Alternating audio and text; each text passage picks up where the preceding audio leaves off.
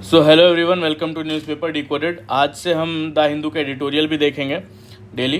तो फर्स्ट जो आर्टिकल है वो बेसिकली स्पेशल फिस्कल पैकेज के बारे में है आंध्र प्रदेश में।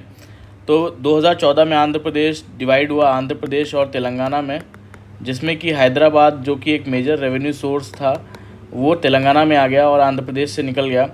तो पार्लियामेंट्री एश्योरेंस दिया गया कि जो है स्पेशल कैटेगरी स्टेटस दिया जाएगा आंध्र प्रदेश को।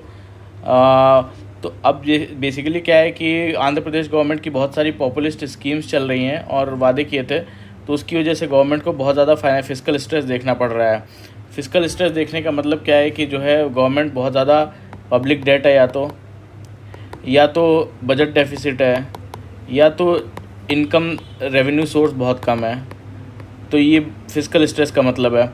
तो अब सेंटर की कोई ऑब्लिगेशन नहीं है कि जो है इस ये जो सब फ्रीबीज दे रहे हैं पॉपुलिस्ट स्कीम्स की उसको सपोर्ट करे, बट एड्रेस करना फिस्कल डैमेज कोई है अगर पोस्ट बाइफर्केशन, वो गवर्नमेंट का सेंट्रल गवर्नमेंट का भी उसमें रोल है। तो सेंट्रल असिस्टेंस ऑप्शन में वही बोलते हैं कि स्पेशल कैटेगरी स्टेटस जो है वो डाइल्यूट हो रहा है, और जिसमें कि बहुत ही मिनिमल रियल बेनिफिट्स मिलते हैं, जैसे कि सॉफ्ट लोन्स ही मिलते हैं। और एक ऐसे चीज़ के लिए जो है कि स्पेशल फाइनेंशियल पैकेज होना चाहिए जो कि ज़्यादा यूज़फुल होगा। जैसे कि एग्जांपल देते हैं, बुंदेलखंड, कालाहांडी, उड़ीसा और बिहार में यूज़ हुआ। तो रोल फाइनेंस कमीशन का क्या है कि उन्होंने सजेस्ट किया है कि एक ऑब्जेक्टिव फार्मूला बेस्ड असिस्टेंस होना चाहिए, जो स्टेट्स जो है अपना डिवीज़न के बाद या बाइफर्केशन के बाद 10% उनकी फिस्कल कैपेसिटी कम हो गई है बेसिकली उनके लिए। तो आंध्र प्रदेश और बिहार इस जो है स्कीम इस क्राइटेरिया के अंडर क्वालिफाई करते हैं। तो वही बोलते हैं कि एक नॉन पॉलिटिकल कॉन्स्टिट्यूशनल सॉल्यूशन आना चाहिए फाइनेंस कमीशन की तरफ से, जो कि फिस्कल फेडरलिज्म को होल्ड कर सके। नेक्स्ट आर्टिकल है वो बेसिकली मणिपुर के बारे में है कि वहाँ पे प्रेसिडेंट रूल लगा हुआ है। 3 महीने पहले लगा हुआ था, जब बीजेपी गवर्नमेंट फेल हो गई थी जो है एथनिक वायलेंस वहाँ कंट्रोल करने में। तो कॉन्फ्लिक्ट मई 2023 में स्टार्ट होता है मीती और कुकी कम्युनिटी के बीच में। तो बेसिकली वहाँ पे कॉन्फ्लिक्ट इसलिए होता है कि मीती को पावरफुल कम्युनिटी मानते हैं पॉलिटिकली, और कुकी जो है उनको एससी स्टेटस मिला हुआ है, एसटी स्टेटस मिला हुआ है, तो उसके बेनिफिट्स उनको मिलते हैं। तो डिमांड मीती भी कर रहे हैं कि उनको भी एसटी स्टेटस मिले। तो ये देखते हैं कि अगर इनको एसटी स्टेटस मिल जाएगा तो इनके जो है राइट्स डाइल्यूट हो जाएंगे, रिजर्वेशन बेनिफिट्स कम हो जाएंगे। तो इसलिए बेसिकली कॉन्फ्लिक्ट हुआ। और करंट स्टेटस ये है कि वायलेंस अभी कम हो गया है, लेकिन जो लूटेड वेपन्स थे वो भी वापस आ गए हैं कुछ लेकिन नॉर्मैलिटी अभी नहीं आई है, बहुत दूर है अभी भी। और मूवमेंट पे रेस्ट्रिक्शन है अभी वहाँ पे लोगों में, और डिस्प्लेस पीपल जो है वो भी अभी वापस नहीं आए हैं। हॉस्टिलिटी अभी भी हो रही है बिटवीन कम्युनिटीज़ के बीच में। और रिसेंट अभी क्या हुआ है कि बेसिकली शिरुई लिली फेस्टिवल वहाँ पे होता है, उस फेस्टिवल में एक स्टेट बस में जो है मणिपुर स्टेट ट्रांसपोर्ट लिखा हुआ था, उसको बेसिकली ढका गया। तो वहाँ की जो कोकोमी कमेटी है उसने कोकोमी जो coordinating committee on Manipur integrity, उसको अपने मणिपुर की प्राइड के खिलाफ देखा। तो ये बेसिकली जो है और ज़्यादा गुस्सा उस वैली में आया और जो है प्रोटेस्ट हुए इस चीज़ को लेके। और यूनियन गवर्नमेंट का रोल क्या बोलते हैं बेसिकली होना चाहिए कि वो एक तो इंसर्जेंट्स को डिसआर्म करें और चोक करे शॉविनिस्ट इन्फ्लुएंस बेसिकली कोई भी अगर पार्टी में है तो उस अपनी आइडेंटिटी, कास्ट या उस चीज़ को देखते हुए डिसीज़न ना ले, बल्कि दोनों के इंटरेस्ट में जो है दोनों को इंटरेस्ट देखते हुए कोई भी डिसीज़न ले। तो और ट्रस्ट इस्टेब्लिश होना चाहिए स्टेट इंस्टीट्यूशंस पे और इन्फोर्स करना चाहिए रूल ऑफ लॉ। फोकस होना चाहिए कि जो भी विक्टिम्स हैं उनको रिहेबिलिटेट किया जाए और पीस रिस्टोर किया जाए। पॉलिटिकल फ्यूचर बोलते हैं कि जो है कुछ एमएलएज ने क्लेम किया कि जो है वो दोबारा से गवर्नमेंट बनाएंगे मेजॉरिटी के साथ, लेकिन असेंबली रिस्टोरेशन तभी पॉसिबल है जब दोनों पार्टीज़ या अपोजिशन पार्टीज़ भी मिलकर कंसेंसस और बनाएं और एक कॉन्क्रीट स्टेप लें पीस और रिकॉन्सिलिएशन इस्टेब्लिश करने के लिए मणिपुर में। नेक्स्ट आर्टिकल है वो बेसिकली री writing the script of early childhood education. तो इसका मतलब क्या है, लॉटरी ऑफ बर्थ बोलते हैं। लॉटरी ऑफ बर्थ मतलब बोलते हैं कि जो है जब अगर बचपन में ही बच्चे के इन्वेस्टमेंट और ह्यूमन कैपिटल पे फोकस किया जाए तो वो आउटकम फ्यूचर में आता है। तो अगर वो बचपन में ही पॉवर्टी फेस करता है तो फिर वो बेसिकली हेल्थ, लर्निंग और अर्निंग पोटेंशियल उसका लास्ट में फ्यूचर में कम आता है। तो वही बोलते हैं कि अगर इन्वेस्ट करते हैं अर्ली चाइल्डहुड एजुकेशन में तो वो बाद में 7 से 12 गुना रिटर्न देता है। और ये अर्ली चाइल्डहुड केयर क्रूशियल है 0 to 5 ईयर्स की एज में, ताकि बच्चे के मोटिवेशन, कॉग्निटिव स्किल्स और लाइफ आउटकम्स बने। अभी करंट चैलेंजेस क्या हैं कि इनसफिशिएंट इंस्ट्रक्शंस हैं, जैसे कि आंगनवाड़ी और प्री प्राइमरी स्कूल में 5.5 करोड़ बच्चे इनरोल्ड हैं और जिसमें कि इंस्ट्रक्शनल टाइम बहुत कम है, 38 मिनट पर डे ही है सिर्फ, इंस्टेड ऑफ 2 आवर्स। और 9% ऑफ द प्राइमरी स्कूल्स में ही dedicated early childhood education teachers हैं, जो कि जिसकी वजह से लर्निंग आउटकम्स बहुत कम है और अनप्रिपेयर्ड चिल्ड्रन जो है एंटर करते हैं क्लास 1 में। और रिसोर्स एलोकेशन की बात करें तो अर्ली चाइल्डहुड एजुकेशन में 1263 रुपये पर चाइल्ड इन्वेस्ट होता है, जबकि स्कूल स्टूडेंट्स के लिए 37,000 रुपये पर चाइल्ड होता है।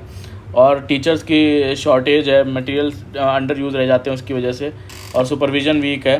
पेरेंटल इंगेजमेंट की बात करें तो पेरेंट्स भी जो है पेरेंटल केयर भी गाइडेंस नहीं उनको प्रॉपर, और सिंपल जैसे कि इन्वॉल्वमेंट बच्चों के जैसे वर्कशीट बनाना, विजिट्स करना, डिजिटल टूल्स को इम्प्रूव करना, ये इंगेजमेंट को इम्प्रूव कर सकते हैं। मध्य प्रदेश का जैसे बाल चौपाल ये एग्जांपल है इफेक्टिव पेरेंटिंग प्रोग्राम का।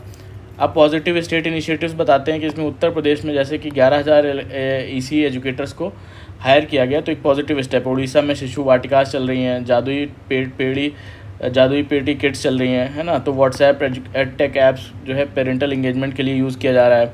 वे फॉरवर्ड में यही बोलते हैं कि एक स्ट्रैटेजिक फंडिंग होनी चाहिए और ट्रेंड जो अर्ली चाइल्डहुड एजुकेशन टीचर्स होने चाहिए, और पेरेंट्स को भी इंगेज रखना चाहिए। और ये सारे एफर्ट्स मिल के 200 मिलियन इंडियंस को ब्रेक कर सकते हैं, इंटर जनरेशनल पॉवर्टी से बाहर ला सकते हैं। और एक स्ट्रॉन्ग जो अर्ली चाइल्डहुड एजुकेशन फाउंडल वो वाइटल इंडिया के जो विज़न है विश्व गुरु 2027 तक बनना और एंटर करना जो है ग्लोबल वर्कफोर्स में। नेक्स्ट आर्टिकल वो बेसिकली इंडिया का रेस्पॉन्स के बारे में है, जो मैरीटाइम डिज़ास्टर्स होते हैं, और तो वो बेसिकली उसमें जो रिस्पांस है वो फास्टर और बेटर होना चाहिए। अभी एक इंसिडेंट हुआ जिसमें केरला के पास एक MSC एल्सा शिप जो है वो कोची के कोस्ट के पास जो है वो डूब गया, और वो 50 मीटर अंडर वाटर है। तो वेसल जो था वो बेसिकली काफ़ी स्ट्रक्चरली ओल्ड था, लेकिन उसको जब इंसिडेंट से पहले उसको सेफ़ बताया गया। एनवायरमेंटल हज़ार्ड इसमें ये है कि उसमें 13 हज़ार्डस कंटेनर्स थे, जिसमें कि कैल्शियम कार्बाइड, रबर सॉल्यूशंस और नर्डल्स थे। नर्डल्स बेसिकली प्लास्टिक पैलेट्स होते हैं 1 से 5 mm के, जो कि माइक्रो प्लास्टिक्स होते हैं, या फूड चेन में भी एंटर कर सकते हैं और मैरीन और कोस्टल लाइफ को भी इम्पैक्ट करते हैं।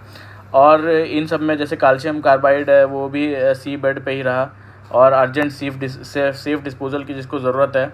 और इसी तरह ब्रॉडर कंसर्न क्या है कि बेसिकली ग्लोबल कंटेनर ट्रैकिंग काफ़ी वीक है, और अननोन कार्गो जो है वो काफ़ी सीरियस रिस्क प्रोसेस करते हैं।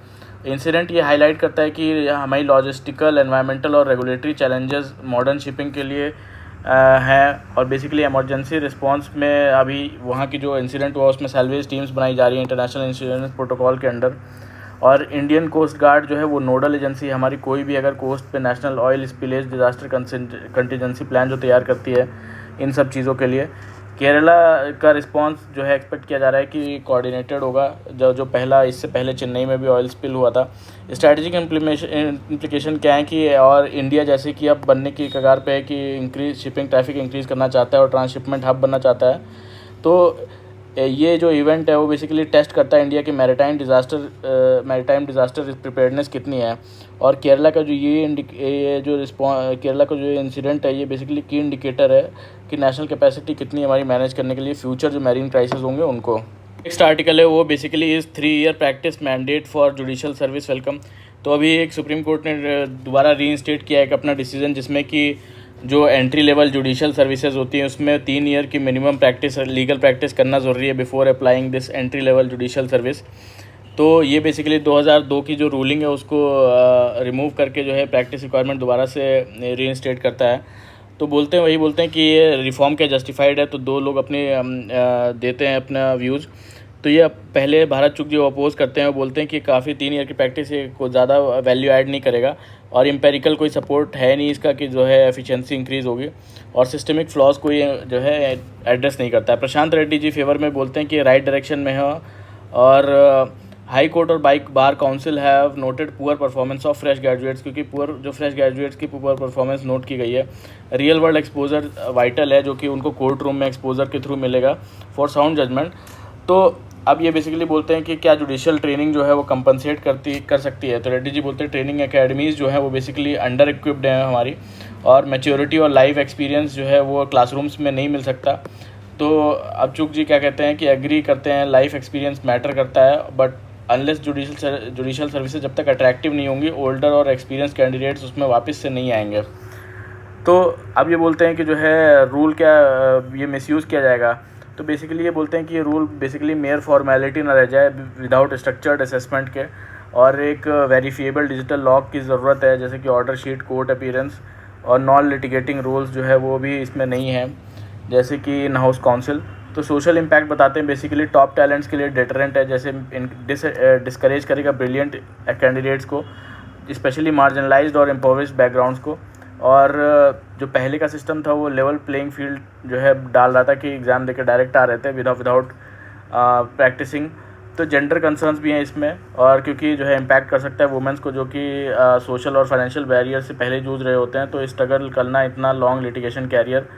और रिजर्वेशन जो है इस चीज़ को थोड़ा सा कम कर सकता है, लेकिन जो हमारी बार की डाइवर्सिटी, एडवोकेट्स की डाइवर्सिटी, वो इन्फ्लुएंस करता है हमारी बेंच की डाइवर्सिटी, जो जजेस की डाइवर्सिटी होती है।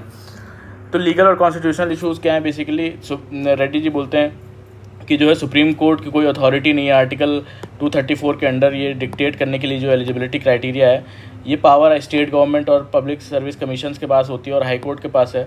चुग जी बोलते हैं कि जो है डेटा और स्टेक होल्डर कंसल्टेशंस इसमें नहीं हुई हैं ये डिसीजन लेने से पहले, और जुडिशरी को अवॉइड करना चाहिए ओवर स्टेपिंग जो इन पॉलिसी मेकिंग्स में। तो कंक्लूजन में यही बोलते हैं कि जो है हम एम तो कर रहे हैं जुडिशल क्वालिटी को इम्प्रूव करने में, लेकिन जो है रिफॉर्म जो है बेसिकली क्रिटिसिज्म फेस कर रहा है कि इम्प्लीमेंटेशन सही से नहीं हो रहा है, और एक्सक्लूजन का रिस्क है लोगों के, और स्टेक होल्डर इनपुट्स नहीं है बेसिकली। तो बोलते हैं कि एक बैलेंस्ड और डेटा बैक्ड अप्रोच जो नेसेसरी होगा इंश्योर करने के लिए जो है जुडिशरी को अपलिफ्ट करने में, और उसका ताकि उसकी इंक्लूसिविटी और इंस्टीट्यूशनल ऑटोनॉमी हार्म ना हो। तो ये था पूरा आज का हमारा आर्टिकल्स का डिस्कशन द हिंदू से। और अगर अच्छा लगा हो, अब से डेली हम लोग आर्टिकल्स का न्यूज़ डिस्कशन करेंगे, तो अच्छा लगा हो तो प्लीज़ लाइक करिएगा, कमेंट करिएगा और सब्सक्राइब कर लीजिएगा हमारे चैनल को। Thank you very much for the discussion.